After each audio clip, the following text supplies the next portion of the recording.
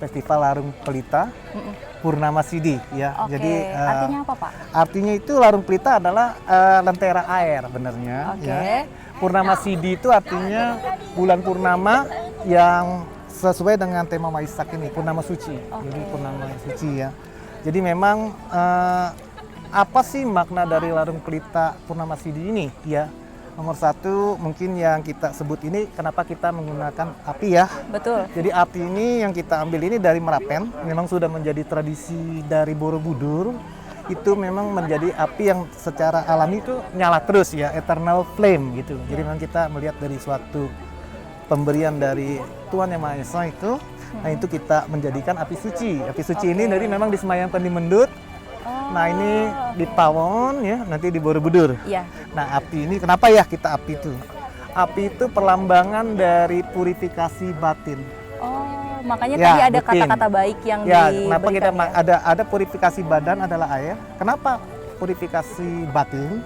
Api itu sebab batin yang cerah, yang terang, menerangkan itu yang pencerahan, itu memang oke. itu ya. Iya. Jadi memang itu kita menggunakan api. Sehingga memang dari prosesinya itu dari Pawon ya. Kenapa dari Pawon? Memang di situ terkenal dengan nama Bajranala. Jadi api Bajra. Oke. Kedua juga ada mata air ya. Jadi memang di sini kita apinya nanti kita prosesi dengan segala harapan ya, harapan-harapan kita larungkan, doa-doa ya. Nah ini sampai kenapa kita pilih Sungai Progo ya. Sungai Progo ini sangat spesial, kita sangat bangga sebagai ya lahir seperti saya di tanah Nusantara ini, NKRI ini sangat bangga sekali ya. Sebab ini peradaban sesungguhnya yang sangat besar. Jadi memang di sinilah Salendra yang disebutnya menjadi cikal bakal kebudayaan Asia Maritim.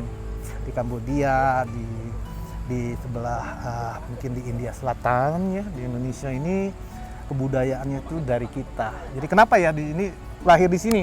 Jadi Sungai Progo itu benernya kalau kita lihat lautan, kenapa lautan selatan sangat sakral dulu ya. Lautan selatan itu adalah samudra. Samudra itu seperti semesta, tak ada batas. Oke. Ya, kalau dalam arti kata memang ya berhubungan ya, saling seperti koneksi. ya, saling koneksi. Dan kenapa Laut Selatan ini sangat-sangat sakral? Jadi memang kita tuh seperti dihidupi oleh seorang ibu gitu, diberikan susu gitu ya. Jadi menjadi mata air di empat gunung. Jadi ada Sindoro Sumbing, Merapi, Merbabu. Nah itu menjadi mata airnya, itulah Sungai Progo. Nah, Sungai Progo ini dia akan balik lagi ke Laut Selatan yang tidak pernah lelah. Dari zaman Mataram kuno sampai zaman Mataram Hindu itu luar biasanya ya, sampai ke NKRI zaman ke Mataram Islam sampai NKRI tidak pernah lelah seorang ibu gitu seperti itu. Tuhan Yang Maha Esa itu seperti seorang ibu selalu memberikan ini ya, jadi memang sangat-sangat luar biasa tanah ini. Jadi menurut apa sih Sungai Progo satu lagi ya, Sungai Progo itu benar-benar dilihat di tengah. Jadi kalau mungkin dunia dibilang yang 6-12 jam siang 12 jam malam itu di Indonesia. Setengah tanahnya juga, setengah ada airnya juga, dari hewan laut, udara gitu. Maksudnya burung-burung semua sangat lengkap ya. Jadi benar-benar kalau dibilang lagi sungai yang membelah, bukan membelah ya, jadi memisahkan pulau bukan yang memisahkan nih. Antara. Ya itu yang menghubungkan tengah Jawa kiri itu ya, Jawa itu. East Jawa benernya kita sudah ini ya, bahasanya beda ya. Jadi benernya seperti di tengah-tengah Pulau Jawa itu yang sama adil gitu. Jadi seperti ibu yang adil gitu. Inilah kelahiran dari semua budaya-budaya yang besar, peradaban kita yang besar, dan mungkin sampai keturunan kita sampai saat inilah kita yang ada di sini.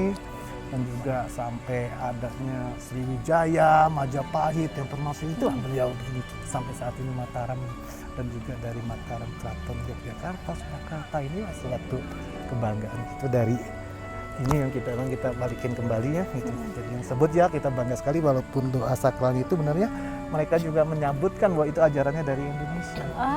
Ya, dan itu yang tadi yang pertama kali ya kita dengar kembali ya bahwa mereka juga ajaran itu berasal dari Atisa. Atisa itu dia berguru di sini. ya kan? Ada kisah sejarahnya Pasti juga ya. ada guru besar, ada orang di sana, ada sesuatu yang penting di sini. Yang mereka berguru di dekat Tibet mengajarkan agama Buddha.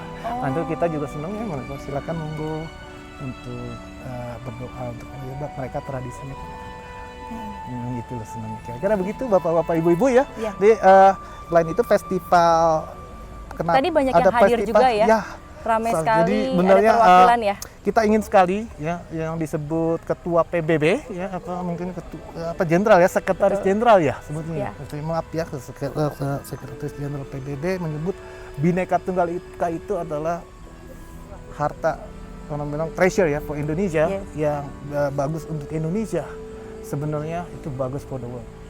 Jadi ini makanya itu kita benarnya ini adalah pesta bagian dari rangkaian BPF ini adalah benarnya BPF ini adalah festival budaya dan juga adalah festival perayaan Bhinneka Tunggal Ika untuk Indonesia dan semoga juga untuk dunia dengan aspirasinya 4 ya, keharmonisan atau unity, kesatuan, dan juga perdamaian dan juga kesejahteraan gitu loh. Kira-kira itu festivalnya, perayaannya itu. Jadi kita harapkan ya ini untuk semua agama ya. Tadi kita untuk lihat semua background kita lihat ya dari ada Dubes, ada tadi ada berapa 7 Dubes. kayaknya ada banyak ya perwakilan dari luar negeri ya. Ya, jadi sangat banyak sekali ya. Tadi ada salah satu dari Dubes Ukraina ya. Dubes Palestina, Dubes Iran, Dubes ada 7 apaan. Saya sendiri sampai lupa ya. Ya tadi ya. Ya, jadi benarnya ini suatu kebanggaan kita bahwa sesungguhnya semua itu mengharapkan damai dan sejahtera. Sehingga para dubes pun tadi saya coba beliau-beliau ini melakukan pelita dengan doa untuk semua damai negaranya. Jadi benarnya disinilah kita memberikan suatu panutan bahwa sebenarnya pemimpin-pemimpin kita tuh benarnya memiliki suatu harapan damai. Jadi semua itu benarnya kita we are not alone. Ya kan kita semua itu benarnya memiliki hal yang sama, damai dan sejahtera, bahagia. Yang hanya mungkin terangnya hati kita perlu lebih diterangin lagi gitu. Jadi seperti kita memberikan memberikan seperti kayak belas kasih, cinta kasih, damai seperti itu. Itulah yang bisa membuat damai itu terwujud gitu. Jadi benarnya keberagaman ini sangat penting kalau kita melihat jadi keindahan sebagai kekuatan. Keindahan ini akan adalah kebersamaan itu menjadikan suatu keharmonisan dan kekuatan yang sangat kokoh. Oke. Kira-kira begitu ya. Terima kasih banyak Pak Riki. Panjang sekali. Terima kasih banyak ya, Pak.